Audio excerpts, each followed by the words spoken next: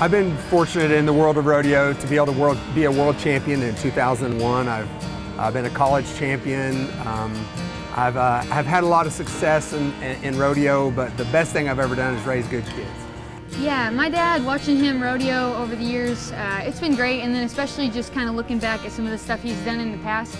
It's great because I know when I talk to him about the stuff that I'm doing and any struggles I go through, like, he has been there and he has done it, and he's done it 10 times. And so that's always been really cool, and just knowing that when I need help with something or I need somebody to kind of understand what I'm going through, he is always right there. I do think that coming from a big legacy family, there's a kind of a misconception from people that are on the outside of that, oh, you guys must be going through all this crazy pressure and you know, they were successful, so now you've got to be, right? But that's never how it's felt to us. I talk to my cousin Straight a lot. He's Cash's kid.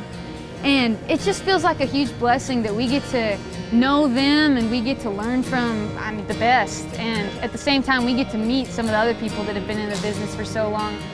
It's just a special thing to sort of be in that kind of tight-knit family, and it's really special. We're so blessed to have so many amazing kids, young men and women in this family. I think rodeo does a good job of putting a framework to be able to build good character and good human beings. And out of that, they are also really talented. I don't really feel the pressure. I feel like he's done a good job of kind of keeping it relaxed and make sure there's not a whole bunch of pressure to where I have to succeed or, you know, I'm a failure or something. But like, mess up, try again, we'll get it right at some point. He makes me proud. I did really good with the kid department. All three of mine have just been really easy up to this point. They're self-motivated. It's fun to where, like, I can make suggestions and they can see them follow through and see them make the right decisions. But when he changed over to wanting to rope more, it was fun, and to watch him go and be able to execute, especially in pressure situations, it's been fun to watch.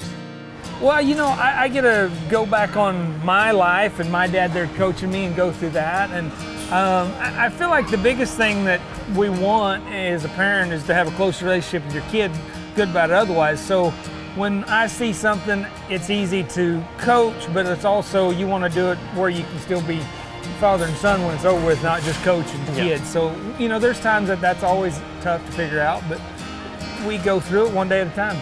I don't know, is it blood, sweat, and tears? Yeah, you're crying mostly? No. Mostly if, like, I'll be struggling with something, and he'll just kind of like, he'll sometimes let me figure it out, sometimes point me in the right direction, and then I usually figure it out and we'll fix it.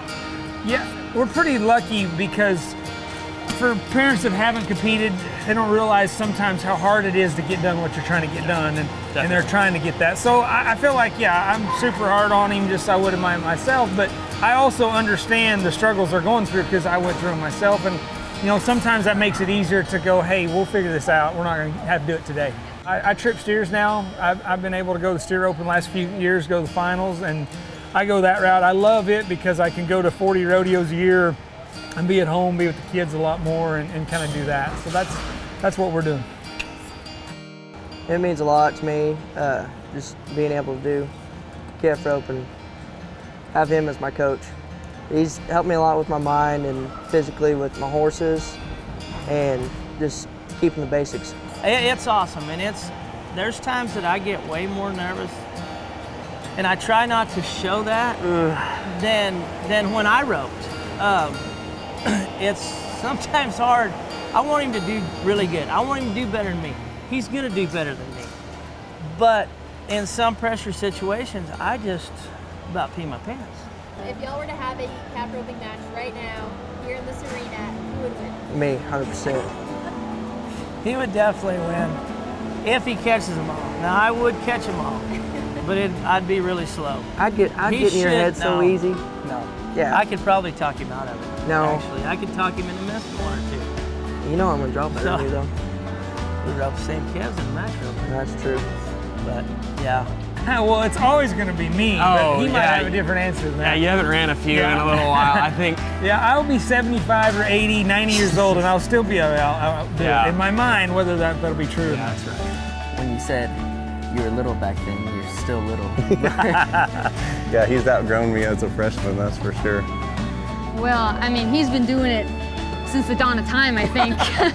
So, but my dad, I mean, really, he is the best one there is when it comes to looking at calves. And I learned so much from him, not just about roping, or not just about, okay, get your swing up, rope sharp, but also about, you know, do your research on the calves. He teaches me how to kind of figure out what the score is before we get there and who to watch, and all those kind of things are that kind of go unnoticed in rodeo sometimes, but really make or break you in the long run. He's my number one guy. No, I really do look up to you a lot in so many different ways. Seeing you as a dad, going around wrestling 6 kids, it's got to be a lot, but also as a cowboy, one of the best in the world, and definitely one of the best coaches I've ever had. So I appreciate it. Thank you. Thank you.